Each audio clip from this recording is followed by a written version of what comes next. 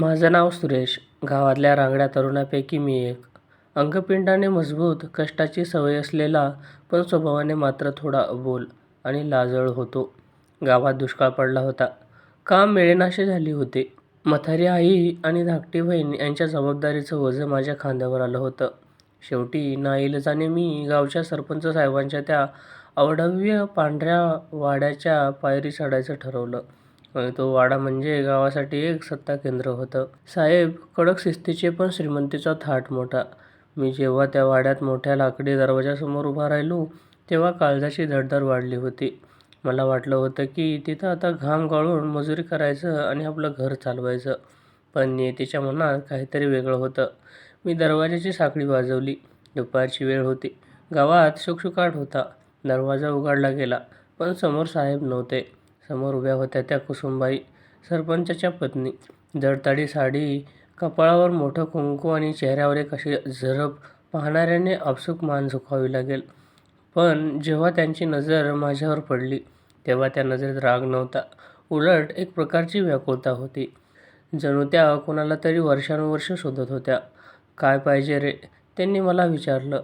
त्यांचा आवाज करारी होता, पण त्यात एक ओलावा होता. "काम पाहिजे होतं बाई. साहेबांनी बोलावलं होतं." मी मान खाली घालून अडखळत म्हणालो. त्यांनी मला वरपासून खालपर्यंत निहाळलं. त्यांच्या नजरेत एक वेगळी चमक होती. "नाव काय तुझं?" त्यांनी मला विचारलं. "सुरेश," मी उत्तर दिले. हे नाव ऐकताच त्यांच्या चेहऱ्यावरचे भाव क्षणार्धात बदलले. त्या थोडा वेळ गप्प राहिल्या. त्यांच्या डोळ्यात पाणी तरळलं की काय असं मला वाटलं. पण त्यांनी स्वतःला सावरलं आणि हळूच हसून म्हणाल्या, "ठीक आहे सुरेश, आजपासून तू वाड्यातच राहायचं. साहेब दौऱ्यावर जाणार आहेत. मला इथं मदतीला कोणीतरी विश्वासू माणूस हवाच होता." सुरुवातीचे 8-10 दिवस मी फक्त बाहेर कष्टाची काम केली. विहिरीवरचं पाणी काढणं, लाकडं फोडणं, बागेची निगराणी करणं. पण मला एक गोष्ट प्रकर्षात जाणून आली. कुसुमबाईचं लक्ष सतत माझ्यावर असायचं. मी जेव्हा उन्हात काम करायचो आणि घामाने ओलीचिंब व्हायचो, तेव्हा त्या ओसरीवर बसून एकटक माझ्याकडे पाहत असायच्या. त्यांच्या नजरेत एक अजब ओढ होती. एके दिवशी मी विहिरीवर पाणी काढत होतो. बादली ओढताना माझ्या हाताच्या शिरा फुगल्या होत्या. अचानक मला जाणीव झाली की कुणीतरी मागे उभे आहे. मी मागे वळून पाहिलं तर कुसुमबाई तिथेच उभ्या होत्या. त्यांच्या हातात तांब्याभर पाणी होतं. "सुरेश थांब, खूप कष्ट करतोयस," त्या म्हणाल्या आणि त्यांनी तो पाण्याचा तांब्या थेट माझ्या हातात दिला. नोकराला मालकिणीने आपल्या हाताने पाणी पाजावं हे माझ्या बुद्धीला पटेना. मी गोंधळलो होतो. पाणी पिताना काही थेंब माझ्या छातीवर सांडले. त्यांनी पदराने ते थेंब पुसले. तो स्पर्श, तो काहीतरी वेगळाच होता. त्यात वासनेपेक्षा जास्त हक्क होता. "बाई, हे काय करताय?" मी घाबरून विचारलं. त्यांनी माझ्या डोळ्यात पाहिलं आणि मंद आवाजात म्हणाल्या, "घाबरतोस कशाला? तुझा घाम पुसायचा अधिकार नाही का मला?" मला काही सुचेना. गावात कुजबूज सुरू झाली होती. पांडू ड्रायव्हर आणि वाड्यातल्या इतर कामाच्या बाया माझ्याकडे बघून कुस्तीच हसायच्या. मला वाटलं कदाचित माझं काहीतरी चुकतंय. पण कुसुमबाईच्या मनात काय चाललं होतं तो त्या बंद वाड्याच्या भिंतीशिवाय कोणालाच ठाऊक नव्हतं. आठवडा उलटला होता. साहेब शहरात कामासाठी गेले होते आणि वाड्यावर फक्त मी आणि कुसुमबाई होतो. बाहेर आभाळ काळवंडून आलं होतं. पावसाची रिपरिप सुरू झाली होती, जी हळूहळू रौद्ररूप धारण करू लागली होती. वाड्याच्या जुन्या लाकडी खिडक्या वाऱ्याने थरथरत होत्या. त्या दिवशी संध्याकाळी कुसुमबाईंनी मला त्यांच्या दालनात बोलावलं. मी घाबरतच पायरी चढलो. खोलीत पाऊल टाकताच एक वेगळा सुवास दरवळत होता. मोगऱ्याचा आणि अत्तराचा संमिश्र सुगंध. कुसुमबाई आरशासमोर उभ्या होत्या. त्यांनी केसांचा आंबाडा सैल सोडला होता. त्यांचे केस पाठीवर मोकळे होते. "सुरेश, जरा इकडे ये. हे लाकडी कपाट सरकवायचं आहे. कोपऱ्यात झुरळ झालीत वाटतं." "माझ्या एकटीकडून होईनाय," त्या म्हणाल्या. मी कपाट सरकवू लागलो. कपाट जड होतं. माझा पूर्ण जोर लागला होता. जोर लावताना माझ्या अंगावरच्या बनियानने घाम भिजला होता. अचानक मला जाणीव झाली की कुसुमबाई माझ्या अगदी मागे उभ्या आहेत. कपाट सरकवताना माझा हात चुकून त्यांच्या हाताला लागला. मी चरकलो. काचाचा ठोका चुकला. "माफ करा बाई, चुकून हात लागला." मी घाईघाईने हात मागे घेतला आणि मान खाली घातली. पण कुसुमबाई रागावल्या नाहीत. उलट त्यांनी माझा तोच हात पुन्हा घट्ट पकडला. "सुरेश, इतका का घाबरतोस? साहेब नाहीत तेव्हा या वाड्यातलं सगळं काम तुझंच आहे. आणि मी सांगितलेलं कामसुद्धा." त्या म्हणाल्या. त्यांचा आवाज कापत होता, पण त्यात एक आग्रहाची ओढ होती. त्यांनी माझ्या डोळ्यात पाहिलं. आणि तुझा हात चुकूनही लागला होता. हे मुद्दाम थोडं लावशील. मला ठाऊक आहे तू कसा आहेस. त्यांच्या या बोलण्याचा अर्थ मला कळेना. लोक जिला सरपंच बाई म्हणून घाबरून असायचे, ती स्त्री आज एका नोकरासोबत इतकी हतबल का होत होती? बाहेर विजा कडकडत होत्या. पावसाचा जोर वाढला होता. वाड्यातली वीज अचानक गेली आणि सगळीकडे अंधार पसरला. फक्त खिडकीतून येणाऱ्या विजांच्या उजेडात त्यांचे डोळे चमकत होते. बाई, मी जातो. आता खूप अंधार झालाय. मी बाहेर पडण्याचा प्रयत्न केला. थांब सुरेश, मला अंधाराची भीती वाटते. आजची रात्र इथेच थांब. त्यांनी माझा हात सोडला नाही. माझं मन मला सांगत होतं की हे चुकीचं आहे. गावात जर कोणाला कळलं तर माझी खैर नव्हती. साहेबांची इब्रत आणि माझी मान सगळं धोक्यात होतं. पण कुसुमबाईच्या त्या स्पर्शात एक अशी जादू होती की माझे पाय तिथून हलत नव्हते. मला वाटलं की ही कदाचित एका एकाकी स्त्रीची ओढ आहे, पण त्यांच्या नजरेतील ती तहान शरीराची नव्हती, तर कशाची तरी वेगळीच होती. पुढचे 2 दिवस साहेब परतले नाहीत. पाऊस थांबायचं नाव घेत नव्हता. वाड्यात आता आमचं वागणं मालकीण आणि नोकर असं राहिलं नव्हतं. त्या आता मला हुकूम सोडत नव्हत्या, तर माझ्यावर हक्क गाजवू लागल्या होत्या. मी जेवायला बसलो की त्या स्वतः येऊन माझ्या ताटात वाढायच्या. मी नको नको म्हणालो तरी त्या हट्टाने मला भरवायच्या. असं कसं बाई? मी नोकर आणि तुम्ही? नोकर नोकर म्हणू नकोस. तू या वाड्याचा पाहुणा आहेस असं समज, त्या म्हणाल्या. एकदा मी दुपारी ओसिरीवर झोपलो होतो. डोळा लागला होता. स्वप्नात कुणीतरी माझ्या डोक्यावरून हात फिरवत असल्याचा भास झाला. मी दचकून जागा झालो, तर कुसुमबाई तिथेच बसल्या होत्या. त्यांच्या डोळ्यात पाणी होतं. काय झालं बाई, तुम्ही रडताय? मी त्यांना विचारलं. त्यांनी पटकन डोळे पुसले. काही नाही रे, तुझे केस बघून मला एकाची आठवण आली. तू अगदी तसाच दिसतोस. त्या कोणाची आठवण काढत होत्या? साहेबांची? नाही, साहेब तर जिवंत होते, पण ते कोणतं रहस्य होतं हे त्यांना आतून खात होतं. गावात मात्र आता चर्चांना उधाण होतं. पांडुरंगाने मला आणि बाईंना रात्रीच्या वेळी खिडकीपाशी बोलताना पाहिलं होतं. गावच्या पारावर आता कुजबूज सुरू झाली होती. सरपंचाच्या वाड्याची व्रत आता वेशीवर टांगली जाणार, असं लोक म्हणू लागले होते. मला भीती वाटू लागली होती. हे नातं ज्याला जगाच्या नजरेत अनैतिक म्हटलं जात होतं, ते मला एका अशा वळणावर घेऊन जात होतं जिथून परतण्याचा रस्ता नव्हता. पावसाची ती रात्र सरली खरी, पण माझ्या मनावरचं ओझं काही कमी झालं नव्हतं. वाड्याच्या बाहेर आता लोकांच्या नजरा बदलल्या होत्या. मी जेव्हा बाजारात जायचो तेव्हा लोक माझ्याकडे पाहून कुजबुजायचे. बघा, साहेबांच्या विश्वासाला कसा चुना लावतोय हा नोकर. असे शब्द माझ्या कानावर पडू लागले. पण मला ठाऊक होतं की कुसुमबाईंचे मला ज्या मायेने जवळ घेतलं त्यात काहीतरी असं होतं जे मलाही पूर्णपणे उलगडत नव्हतं. 2 दिवस असेच गेले. कुसुमबाई आता अधिकच धीट झाल्या होत्या. आता त्या भरदिवसा माझ्याजवळ येऊ लागल्या. एकदा मी मागील लग्नात लाकडं फोडत होतो, तेव्हा त्यांनी मला मुद्दाम तिथे येऊन सरबत पाजलं. गावातील 2-3